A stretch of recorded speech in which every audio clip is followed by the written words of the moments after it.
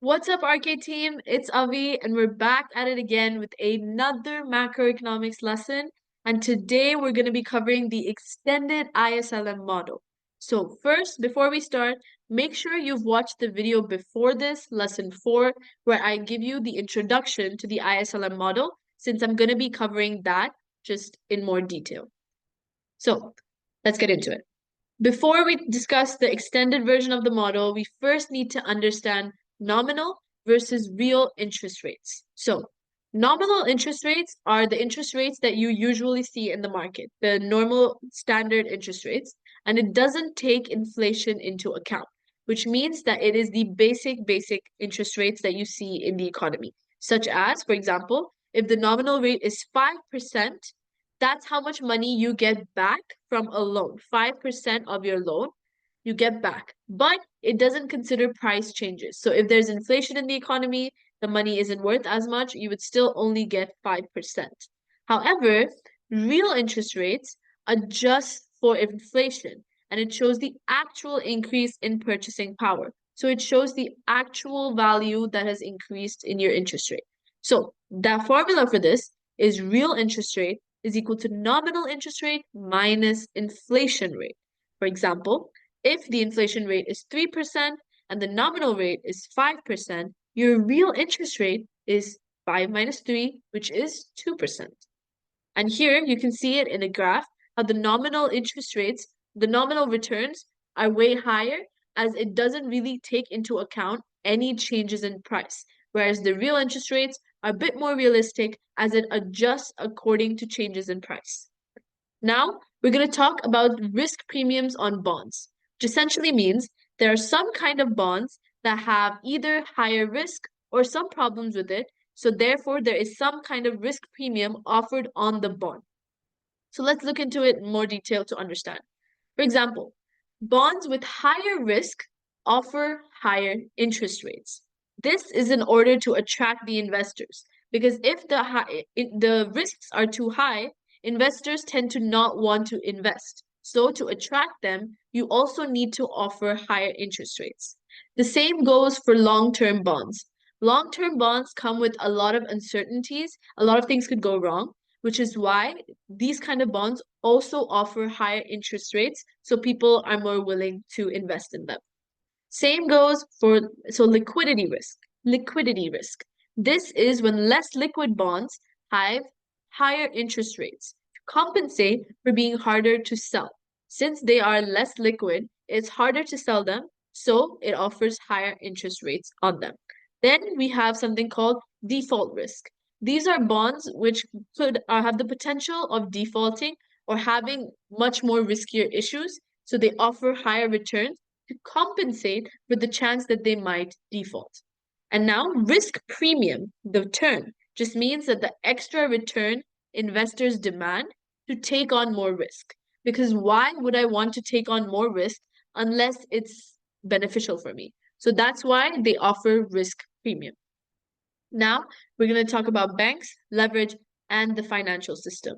So, banks play a crucial role in the economy. Of course, they help us save, invest, and it helps in the general circulation of money flow in the economy. But leverage can make things risky. Bank leverage. This essentially just means when banks borrow money to lend out more. So, increasing their profits. But it also increases risks. So, yeah, leverage ratio. This measures how much of a bank's assets are funded by borrowed money. The borrowed money we're talking about is the money that is invested by certain people and is borrowed by another party. How much money the bank makes because of the interest rates on that consists of the leverage ratio.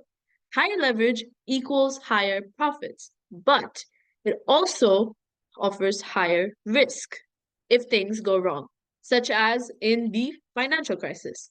Because of the problems with the banks and the leverage ratio, that led to, sure, higher profits at the start, but it led to higher risks. So the risk of high leverage, if the value of a bank asset falls, they might not be able to repay their debts, which is exactly what happened during the global financial crisis of 2008.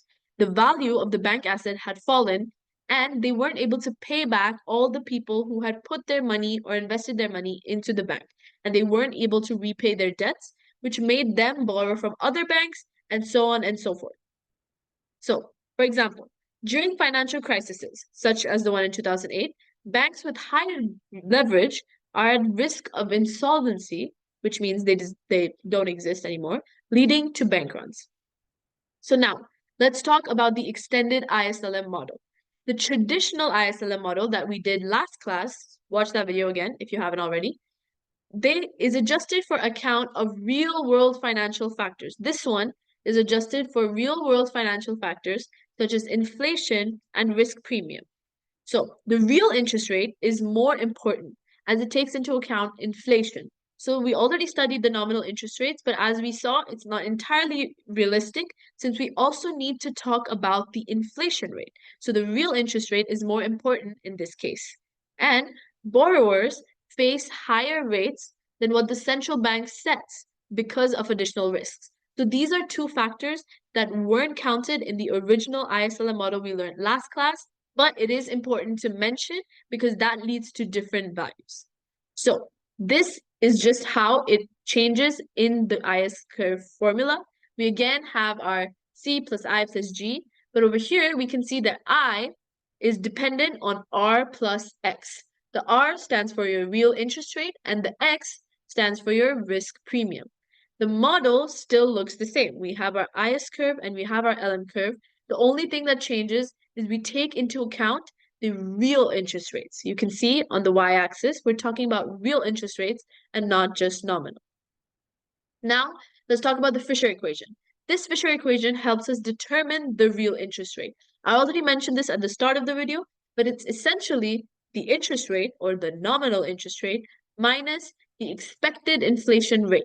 So since we cannot calculate the inflation rate at that moment, because we have to calculate it after a point of time, we can still calculate the expected inflation rate, and that is what is subtracted to find the real interest rate. So this Fisher equation links nominal interest rates, real interest rates, and expected inflation. It shows how inflation expectations affect the real interest rates, helping us understand the true cost of borrowing and lending. So that was all the theory you need to know for session 5 of your macro semester. Hope you guys understood everything. If not, my DMs are always open, and see you guys next time.